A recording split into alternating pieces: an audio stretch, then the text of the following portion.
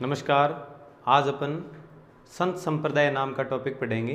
कला संस्कृति का संत संप्रदाय टॉपिक का पार्ट फर्स्ट अपने करने जा रहे हैं। सबसे पहले अपन बात करेंगे भी संत क्या होते हैं। संत देखो, किसी भी अच्छाई के मार्ग का उपदेश देने वाला जो व्यक्ति होता है वो संत होता है।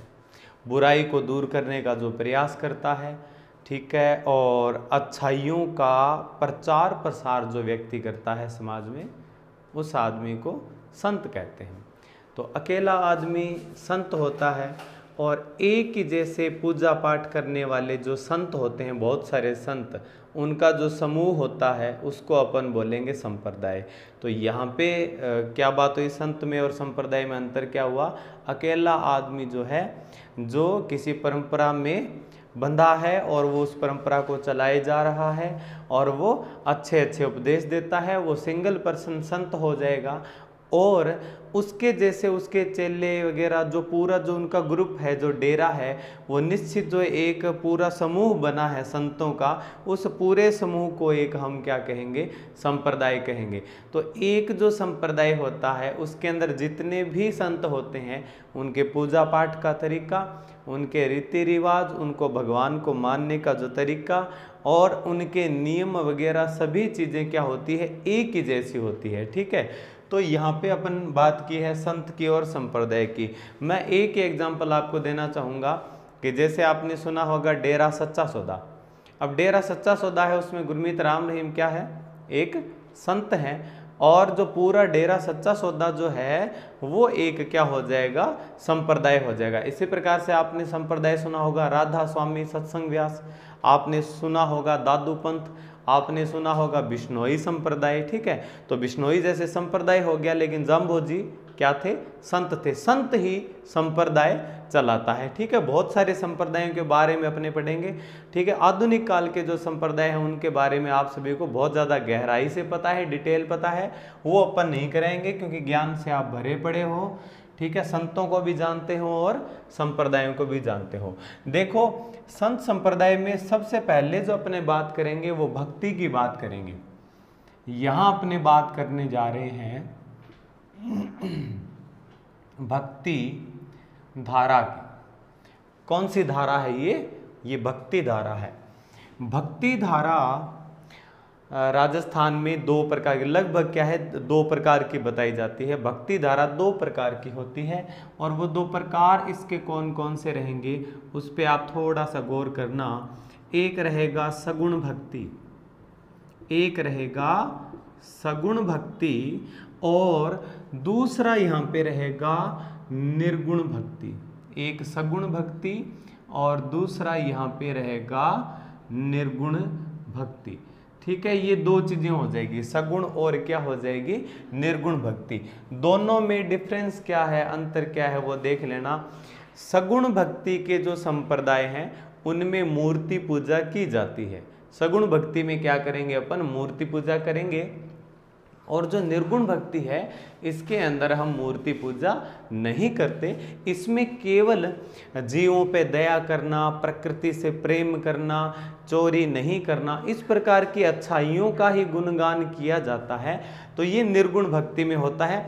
यहाँ किसी भी ईश्वर को मूर्ति रूप में नहीं पूजा जाता। दूसरी ओर सगुण में क्या होता है कि किसी भगवान की मूर्ति को पूजेंगे, वो सगुण है, और मूर्ति के बिना कोई भी भक्ति है तो वो क्या हो जाएगी, निर्गुण हो जाएगी। मैं आपको उदाहरण देता हूँ सगुण भक्ति का। तो सगुण भक्ति में जैसे अपने उदाहरण के लिए मान लेते हैं कि मीराबाई। अब मीराबाई किस प्रकार की भक्ति है उनकी, तो ये अगर अपने से प्रश्न पूछा जाए तो निश्चित रूप से हम कहेंगे कि मीरा की जो भक्ति है वो सगुण भक्ति है, क्योंकि मीरा भगवान श्री कृष्ण की प्रतिमा की पूजा करती थी, तो मीरा की भक्ति सगुण हो जाएगी। अब अगर हम बात करें निर्गुण भक्ति की, तो निर्गुण भक्ति में जैसे मान लो भगवान जम्बेश्वर है, जाम्बोजी है, जसनाथ जी है, इन संतों की भक्ति निर्गुण थी, क्योंकि ये जो संत थे इन्होंने मूर्ति पूजा नहीं की, और कई सारे संतों ने मूर्ति पूजा का व्यापक घोर विरोध भी किया था। तो मूर्ति पूजा नहीं करने वाले क्या कहलाएंगे, निर्गुण भक्ति के संत कहलाएंगे। अब देखो, अगर एक एक संप्रदाय में हम अलग से सगुण निर्गुण लिखेंगे तो उसमें कन्फ्यूजन हो सकता है, और लगभग मान के चलो 99% तो कन्फ्यूजन आपको उसमें हो जाएगा। लेकिन अपने उस चीज से बचना है, इसलिए केवल हम क्या करेंगे, यहाँ पे निर्गुण भक्ति के जो संप्रदाय हैं उनको बढ़िया तरीके से रट्टा मार लेते हैं, उनके अलावा जो हमारे बचेंगे वो अपने हो जाएंगे सगुण भक्ति के। तो यहाँ पे मैंने एक सूत्र तैयार किया है निर्गुण भक्ति के संप्रदायों के लिए, वो सूत्र मैं आपके सामने यहाँ पे लिखूंगा। कबीर की विदाई का जप निराला। कबीर की विदाई का जप निराला, इसको आप एक तरीका मान लेना, एक ट्रिक मान लेना। कबीर की विदाई का जप निराला, यहाँ पे देखो कबीरदास जी को जो मानने वाले लोग होते हैं कबीरपंथी लोग कहलाएंगे। तो कबीरपंथी लोगों की जो भक्ति है वो किस प्रकार की होती है, निर्गुण भक्ति होती है। इसके बाद में देखो विष्णोई जो संप्रदाय है उनकी भक्ति भी कैसी हो जाएगी, निर्गुण भक्ति। ठीक है, विष्णोई जो है वो मूर्ति पूजा नहीं करते हैं। ठीक है, इसके बाद में देखो दादू को मानने वाले जो कहलाएंगे दादूपंथी। ठीक है, तो दादू संप्रदाय में भी मूर्ति पूजा का नियम नहीं है। इसके बाद में देखो यहाँ पे रहेगा अपने जसनाथी संप्रदाय, ये रहेगा जसनाथी संप्रदाय। पै से अपने रहेगा परनामी संप्रदाय, पै से अपने यहाँ पे रहेगा परनामी संप्रदाय। इसके बाद में नी से यहाँ पे अपना रहेगा निरंजनी संप्रदाय। नी से कौन सा संप्रदाय रहेगा, निरंजनी संप्रदाय। ठीक है, इसके बाद में ये रा है, और रा से अपने संप्रदाय यहाँ पे हो जाएगा रामानंदी। कौन सा हो जाएगा, रामानंदी हो जाएगा। फिर यहाँ पे लाल से हो जाएगा लाल दासी। कौन सा हो जाएगा, लाल दासी संप्रदाय है। ठीक है, ये यहाँ थोड़ा सा ध्यान करना। ठीक है, ना दिखे तो लाल दासी संप्रदाय आप ध्यान में रख लेना। ठीक है, तो साधारण सा सूत्र बना साथियों, कबीर की विदाई का जप निराला। कबीरपंथी, वी से विष्णोई, दादूपंथी, ये सारे संप्रदाय जो है ये निर्गुण भक्ति के हैं। इनके अलावा अगर हमारे से कोई संप्रदाय पूछ ले तो वो आंख बंद करके आप टिक कर देना कि वो संप्रदाय कैसा हो जाएगा, सगुण हो जाएगा। अब हम आते हैं किस पे, सगुण भक्ति के ऊपर आते हैं। सगुण भक्ति के अंदर आप चीज ध्यान में कर लेना, यहाँ पे सगुण भक्ति में अपने 3 या 4 प्रकार के मत बनेंगे। सगुण का मतलब तो स्पष्ट हो गया कि निश्चित रूप से मूर्ति पूजा करेंगे। अब देखो जो लोग विष्णु की मूर्ति का पूजन करेंगे उनको कहेंगे वैष्णव मत के लोग, और जो लोग शिव की पूजा करेंगे उनको अपन कहेंगे शैव मत के लोग। इसके अलावा जो किसी दुर्गा देवी या शक्ति की उपासना करते हैं उनको हम बोलेंगे शाक्त मत के लोग। और इन तीनों विचारधाराओं के अलावा कोई विचारधारा है उसको हम कहेंगे वाम मार्गी मत। ठीक है, तो देखो पहले क्या आता है, धारा आती है, फिर सगुण है। अब देखो निर्गुण में तो भगवान विशेष मूर्ति पूजा है ही नहीं, सगुण में मूर्ति पूजा है। तो मूर्ति पूजा के हिसाब से इनके क्या बनेंगे, अलग अलग मत बनेंगे। उन मतों की मैं यहाँ पे बात करूँगा। तो यहाँ पे सबसे पहले मैं लिखता हूँ वैष्णव मत। 2 नंबर पे मैं लिखूंगा यहाँ पे शैव मत। 3 नंबर पे मैं लिखूंगा यहाँ पे शाक्त मत। ठीक है, और 4 नंबर पे मैं लिख दूंगा यहाँ पे वाम मार्गी मत। वाम मार्गी मत। ठीक है। मत का मतलब क्या होता है, थ्योरी होती है। मत का मतलब मेंटलिटी कैसी है। अब देखो जो शिव को मानेंगे, मतलब शिव को मानेंगे, उनकी मेंटलिटी क्या होगी कि दुनिया में सबसे बड़े कौन है, शिव हैं। लेकिन इसमें एक चीज और हो जाएगी, जैसे शिव भगवान के अलग अलग अवतार हो जाएंगे, तो शिव को मानने वाले भी एक जैसे नहीं होते हैं। कुछ तांत्रिक ऐसे होते हैं जो गांव में तंत्र मंत्र वगैरह करते हैं, अघोरी साधु होते हैं। कुछ शिव जी को मानने वाले संत ऐसे होते हैं जो शमशानवासी होते हैं। कुछ ऐसे संत होते हैं जो कुंभ के मेले में नागा साधु अपने को देखने को मिलते हैं। कुछ संत ऐसे होंगे शिव को मानने वाले जो शिव के एक रूप भैरव को मानते हैं, भैरव को मानते हैं। तो मत के अंदर भी अलग अलग टाइप के क्या बनेंगे, संप्रदाय बनेंगे। तो पहले आती है धारा, धारा में फिर सगुण निर्गुण दो होते हैं। सगुण में फिर मूर्ति पूजा और मत की बात होती है, कौन से भगवान को मान रहा है उसके हिसाब से उसका मत हो जाएगा। और उस भगवान के भी अलग अलग रूप हैं, तो अलग अलग रूप को मानने वालों का तरीका और उनकी पूजा पाठ की रीति रिवाज विधियां अलग होने के कारण ये अलग अलग क्या बन जाएंगे, फिर आगे संप्रदायों में विभक्त हो जाएंगे। जैसे हम बात करेंगे वैष्णव मत, तो यहाँ पे नाम से स्पष्ट है, नाम से स्पष्ट है यहाँ पे कि विष्णु, राम और कृष्ण को जो मानने वाले होते हैं वो क्या कहलाएंगे, वैष्णव मत के संत कहलाएंगे। शिव के जो उपासक हैं वो कौन कहलाएंगे, शिव मत के संत या संप्रदाय कहलाएंगे। अब देखो दुर्गा देवी या शक्ति की कोई भी देवी हो, या देवी को शक्ति भी कहते हैं, दुर्गा देवी या शक्ति के उपासक क्या कहलाएंगे, शाक्त मत के लोग कहलाएंगे। और इनके अलावा मेंटलिटी के जो लोग होते हैं उनको हम कहेंगे वाम मार्गी मत के लोग, अर्थात ये इनमें भी नहीं आते हैं, इनको भी नहीं मानते हैं, इनको भी नहीं मानते हैं। इनका क्या होता है, भक्ति की मुख्य धारा से अलग प्रकार की इनकी मेंटलिटी होती है, तो ये वाम मार्गी मत के लोग कहलाएंगे। इसमें मैं बता देता हूं आपको, एक तो आता है कुंडा पंथ, हाँ कुंडा पंथ, और एक आता है इसमें सहज पंथ। तो ये सहज पंथ और कुंडा पंथ ये दो पंथ हैं, ये कौन से मत के हैं, वाम मार्गी। हम कह सकते हैं कि वाम मार्गी मत में दो पंथ हैं, और राजस्थान में एक का नाम है कुंडा पंथ। कुंडा पंथ किसने चलाया था, मल्लीनाथ जी ने चलाया था। कुंडा पंथ किसने चलाया था, मल्लीनाथ जी ने चलाया था। और कुंडा पंथ में एक बात ध्यान में रख लेना, आगे से आगे इसमें क्या करने होते हैं, अपने शिष्य जोड़ने होते हैं। अगर हम ऐसा नहीं करते हैं, शिष्य नहीं जोड़ते हैं, तो हमारी आगे मुक्ति नहीं मानी जाती। ये कुंडा पंथ होता है, मल्लीनाथ जी ने इसकी स्थापना की थी। फिर हम बात करेंगे सहज पंथ। सहज पंथ और कुंडा पंथ, इनमें क्या होता है, दोनों में अपने गुरु वगैरह को ही विशेष अपना आराध्य या इष्ट माना जाता है। इसमें सहज पंथ का मतलब क्या हो जाएगा, सहज पंथ की आप प्रक्रिया देख लो, आप खुद समझ जाओगे कि ये किस प्रकार का मत होता है।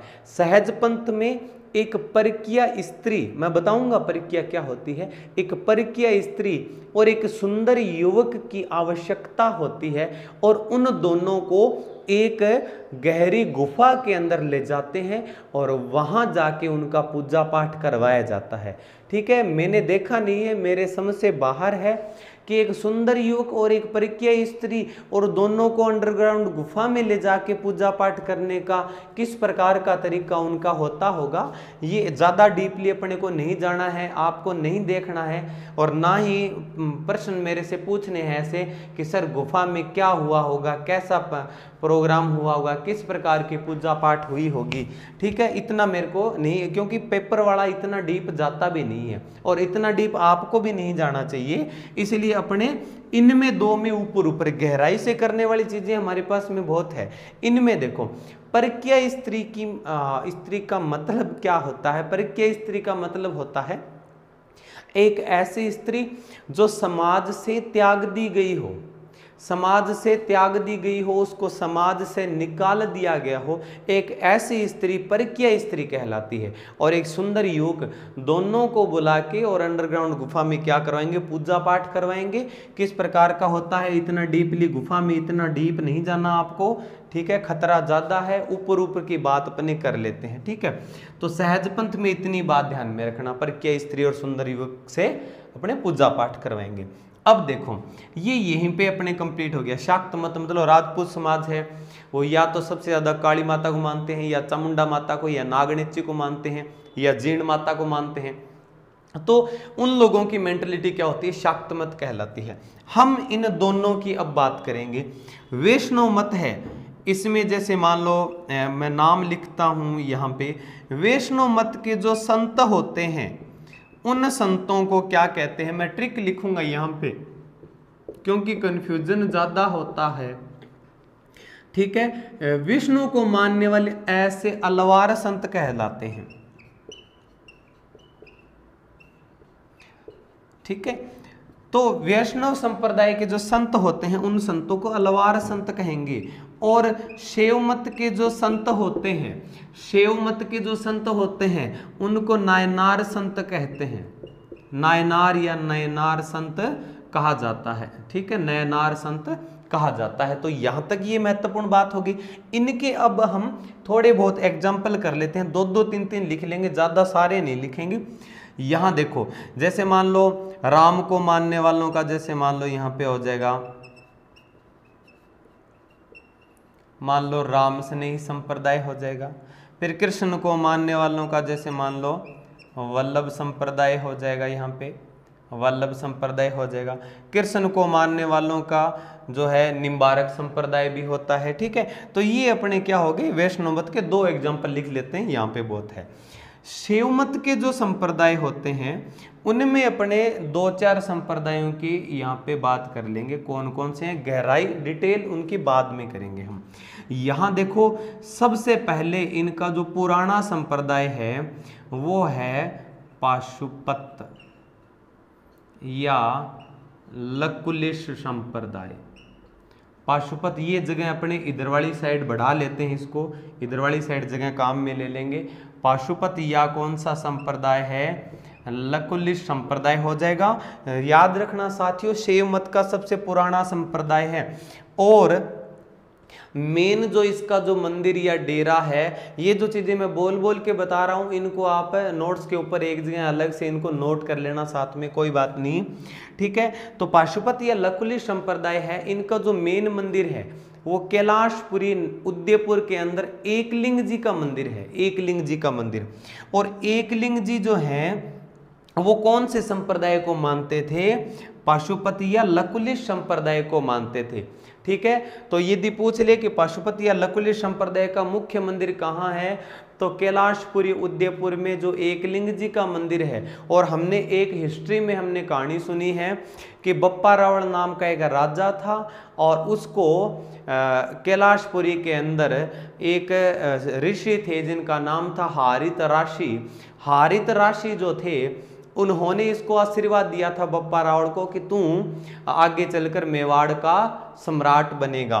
तो यदि हमारे से घुमा के प्रश्न पूछ ले बिहारित राशि का संबंध भी किससे है, तो पाशुपत या लकुलिश संप्रदाय हम बता देंगे। इसके बाद में मैं 2 नंबर पे एक संप्रदाय इसमें शैव मत का और लिखूंगा जिसका नाम हो जाएगा यहाँ पे कापालिक। कौन सा संप्रदाय हो जाएगा?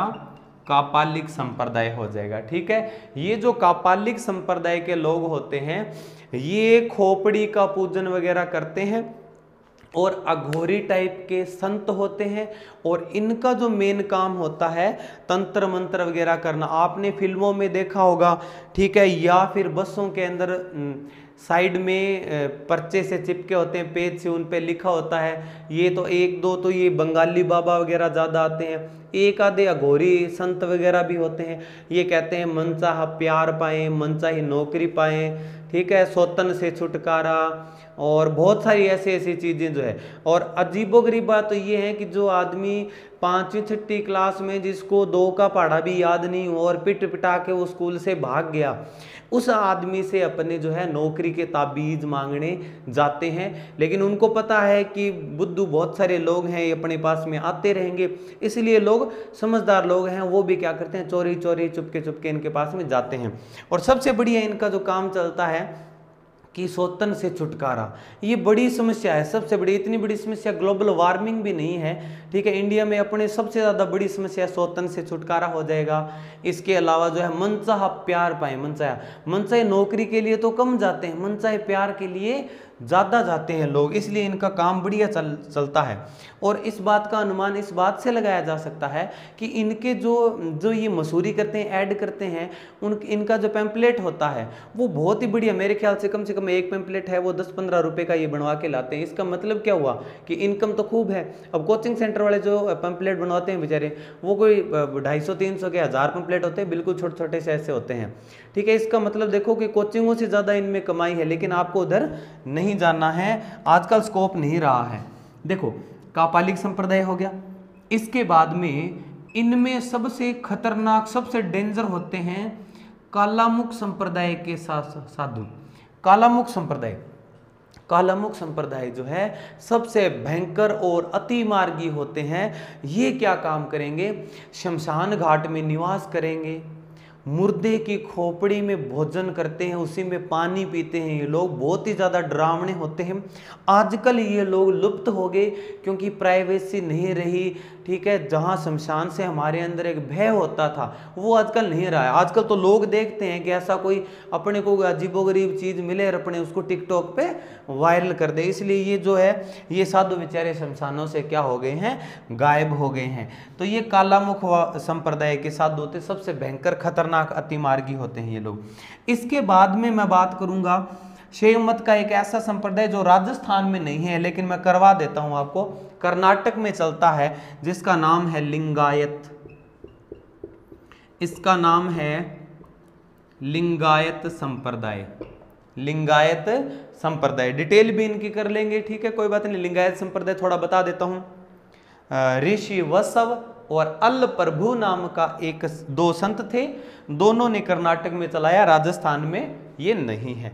और सबसे नया जो इसमें है शैव मत का, उसको आप जानते हो, नाथ संप्रदाय। कौन सा संप्रदाय हो जाएगा, नाथ संप्रदाय हो जाएगा। तो शैव मत के पाशुपत संप्रदाय, कापालिक संप्रदाय 2 हो गया, कालामुख 3 हो गया, लिंगायत 4 हो गया, नाथ संप्रदाय 5। तो देखो, सबसे पहले भक्ति धारा होती है, उसको 2 भागों में डिवाइड किया जाता है, सगुण और निर्गुण में। सगुण के अंदर फिर जिस भगवान को मानते हैं उसके हिसाब से हमारा मत बनता है। तो फॉर एग्जांपल वैष्णव मत, शैव मत, शाक्त मत या वाम मार्गी। इनमें क्या होता है, विष्णु, राम और कृष्ण को मानने वाले वैष्णव मत के लोग कहलाएंगे। इनमें भी कृष्ण भगवान को अलग अलग रूप में जैसे पूजा जाता है, तो उनको अलग अलग रूप में पूजने वाले संतों का एक संप्रदाय क्या हो जाएगा, अलग हो जाएगा। तो जैसे यहाँ पे राम स्नेह संप्रदाय, वल्लभ संप्रदाय, फिर कृष्ण जी को मानने वाला जैसे निम्बारक संप्रदाय है, मीरा को मानने वाला जैसे दासी संप्रदाय है, अलग अलग है, जो अपने डिटेल में करेंगे। शैव मत वाले मैंने बता दिए, ये यहाँ पे कंप्लीट हो गए, ये यहाँ पे कंप्लीट हो गए हैं, ठीक है। अभी इतनी बातें उम्मीद है आपको बढ़िया, ये जरूर ध्यान में रख लेना, निर्गुण का रट्टा मार लेना। दिन में 10 बार आपको बोलना है कबीर की विदाई का जप निराला, कबीर की विदाई का जप निराला। इनके अलावा जो भी बच जाएंगे, जितने भी संप्रदायों के नाम आएंगे, उनकी भक्ति कैसी हो जाएगी, सगुण भक्ति हो जाएगी। अभी फिलहाल आप इसका स्क्रीनशॉट ले लीजिए और अभी अपने करते हैं, इससे आगे बढ़ते हैं थोड़ा सा।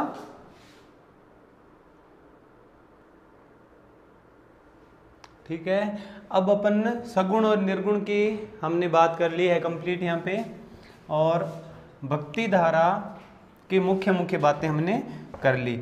अब बात ये आती है साथियों, ये जो टॉपिक है संत संप्रदाय का, इसको कई जगह धार्मिक या भक्ति आंदोलन के नाम से भी लिख दिया जाता है। तो उनमें लगभग सभी प्रकार के संत आ गए, क्योंकि संत भी एक प्रकार के आंदोलनकारी होते हैं, क्योंकि ये एक बढ़िया आंदोलन चला के जन जागृति का और समाज में व्याप्त बुराइयों को दूर करने का प्रयास करते हैं। तो भक्ति आंदोलन का अर्थ हो जाएगा एक ऐसा आंदोलन जिसमें संतों द्वारा अच्छाई के मार्ग पे चलते हुए बुराइयों को नाश करने की या बुराइयों को खत्म करने की प्रेरणा दी जाती है। तो ये इस प्रकार का आंदोलन कौन सा आंदोलन कहलाएगा? भक्ति आंदोलन कहलाएगा। अब अगर हम इसकी बात करें, दिमाग में प्रश्न जरूर आया होगा कि सर ये जो भक्ति आंदोलन है ये स्टार्ट कैसे हुआ? तो मैं आपको बताऊंगा, यहाँ पे लगभग 12वीं सदी की बात है। 12वीं सदी में भक्ति आंदोलन दक्षिण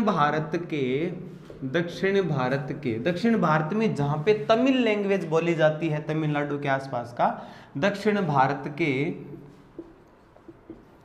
तमिल क्षेत्र में ये भक्ति आंदोलन क्या हुआ?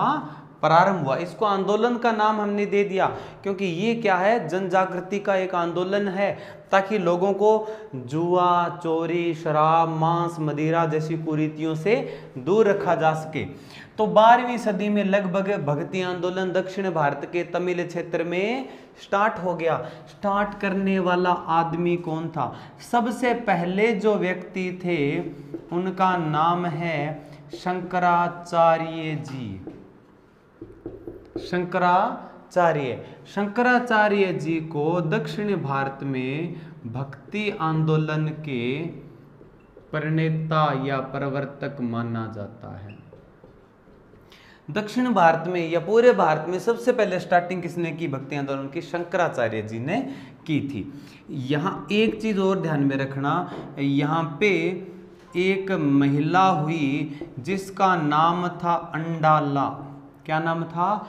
अंडाला नाम था। ये अंडाला नाम की जो महिला है, सबसे ज्यादा मोस्ट इंपॉर्टेंट क्वेश्चन बनता है यहाँ पे, दक्षिण भारत की मीरा कहते हैं। दक्षिण भारत की मीरा कौन हो जाएगी? दक्षिण की मीरा हो जाएगी अंडाला। ठीक है। इसके बाद में शंकराचार्य जी का एक शिष्य हुआ जिसका नाम था रामानुजाचार्य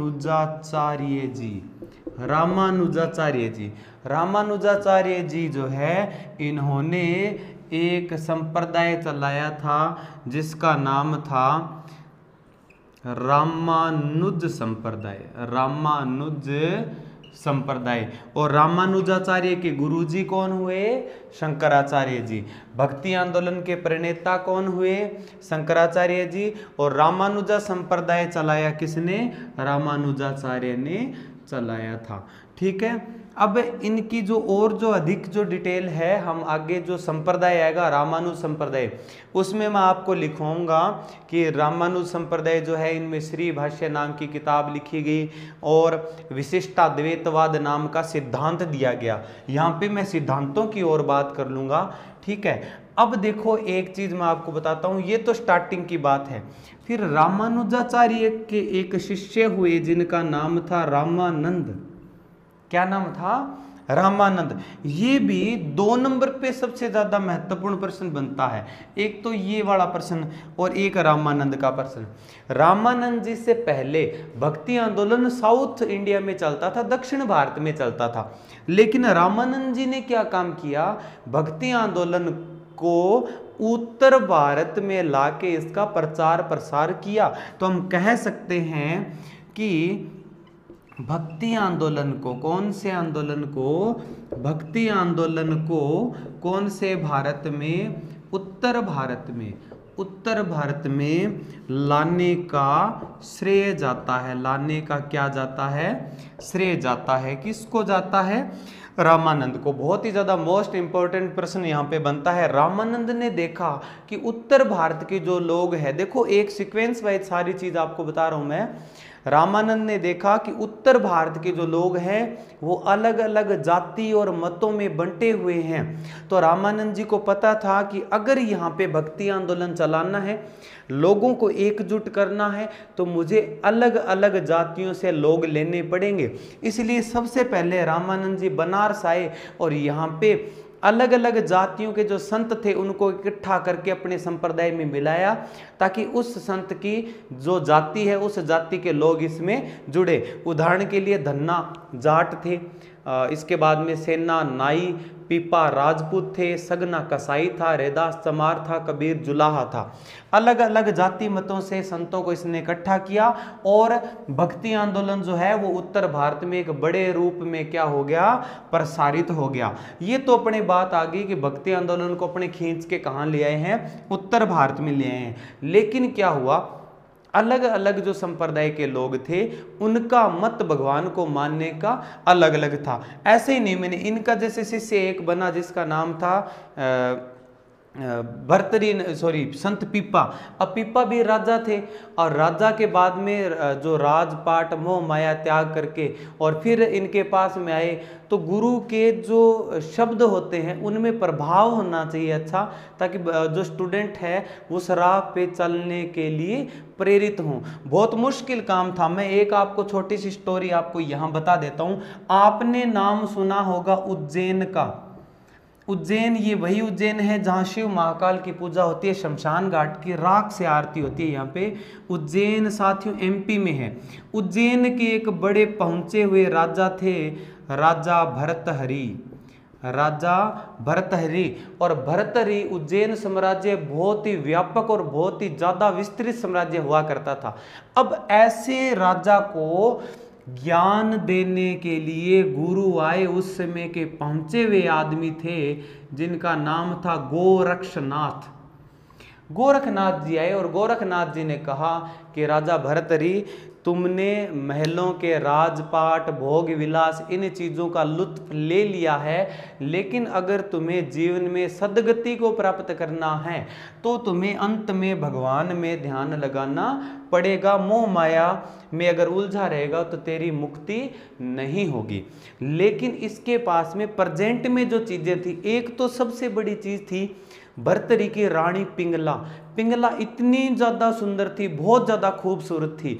अब प्रेजेंट में पास में इतनी सुंदर रानी, इतने हाथी घोड़े मतलब महल वगैरह हीरे मोती जवाहरात हों, तो गुरु का ज्ञान है वो क्या करता है, सीधा ऊपर से शूं करके निकल जाता है। जैसे हम आपको बार बार कोचिंग में पढ़ाई के लिए बोलते हैं भी अरे टिक जाओ, मान जाओ, इन कामों में कुछ नहीं पड़ा, बहुत सारी बातें, लेकिन आपको क्या होता है क्लास में आजू बाजू दाएं बाएं जब दिखता है तो आपको ये लगता है कि ये तो जो है गुरुजी जो बिना मतलब क्या कबाब में हड्डी बनने की कोशिश कर रहे हैं, हमें अपने हाल पे छोड़ देना चाहिए। लेकिन बच्चा लेट समझ में आती है और गोरखनाथ को पता था कि लेट समझ में आएगी, इसलिए उन्होंने एक ट्रिक लगाई। क्योंकि गुरु तो गुरु होते हैं, ये सारे चीज़ें उन्होंने देख ली है, तभी जाके प्रसिद्ध संत योगी गोरखनाथ कहलाए हैं। इन्होंने क्या काम किया देखो, भर्तहरि को एक नारियल दिया। गौर से सुनना मेरी बात, भर्तहरि को नारियल दिया। नारियल दे के कहा कि बच्चा ये जो नारियल है ये तुम उसको देना जिससे तुम जीवन में सबसे ज्यादा प्रेम करता है। अब क्या हुआ देखो विद्वानों, भर्तहरि ने सोचा कि सबसे ज्यादा प्रेम करता हूं रानी पिंगला से, पिंगला को दे दिया नारियल। और इसको ये लगा भी पिंगला भी रिटर्न में मेरे को देगी, क्योंकि पिंगला मेरे से प्रेम करती है। लेकिन कई जगह क्या होता है कि काम 4x4 होता है, पता नहीं चलता।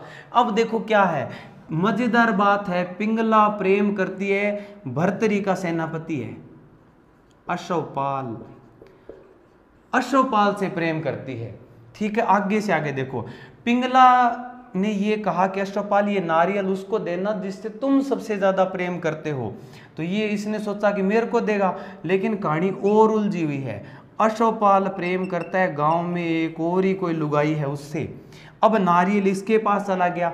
अश्वपाल ने सोचा कि ये रिटर्न में मेरे को नारियल देगी, लेकिन ये महिला प्रेम करती है भर्तहरि से। देखो कितना बढ़िया चक्कर बना। इसीलिए कहते हैं बेटा दुनिया गोल है, दुनिया गोल है। अब इतनी जगह घूम के जब नारियल भर्तरी के पास आता है तो राजा ने पता लगाया, अचंभा हुआ कि नारियल कहाँ कहाँ घूम लिया। तब इसको पता चला कि नारियल तो आधे गांव में घूम लिया, ये तो चेन सिस्टम है, वो उसका है तो उसका नहीं है, वो उसके रीजनिंग वाली प्रश्नावली होगी, कुछ कुछ है, सब कुछ है, किसी का आधा है, किसी का अधूरा है। तो यहाँ देखो उस दिन समझ में आ गया भर्तरी को कि गुरुजी ने सत्य कहा था, प्रेम प्यार कुछ नहीं है, घूमता फिरता नारियल है बेटा, आज तेरा है कल मेरा है परसों किसी और का होगा। और ये तो बहुत पुरानी बात मैं आपको बता रहा हूँ। अगर आज के टाइम में आप नारियल देख लो, नारियल आपको इधर से तमिलनाडु होता हुआ श्रीलंका और उधर सऊदी वगैरह होता होता आपको वापस नहीं मिलेगा। इतना बड़ा सिस्टम बना हुआ है आजकल सोशल मीडिया से, तार जो है वो बड़ी बड़ी जगह जुड़े हुए मिलेंगे आपको। इसलिए आपको पढ़ाई में अर्थात ये जो तैयारी है, तपस्या है, इस पे आपको ध्यान लगाना चाहिए। उसी दिन से भर्तरी ने अपने जो जरूरी नोट्स किताबें थी वो नोट्स तैयार किए और झोला वगैरह बैग उठाया और आके तपस्या करने लग गए पुष्कर झील के किनारे जहां भर्तरी की गुफा बनी है। और फिर इन्होंने इनका मंदिर और इनका मेला जो है वो भरता है कहाँ पे, सरिस्का अलवर में भरता है। तो देखो संत बनना, संत से या राजा से संत बनना जो है कोई आसान बात नहीं होती, ठीक है। बहुत कुछ बड़ी बातें होती है जिसके कारण लोग है वो संत बनते हैं। आज की वीडियो में अपने इतना ही करेंगे और नेक्स्ट वीडियो में अपने ओके, थैंक यू।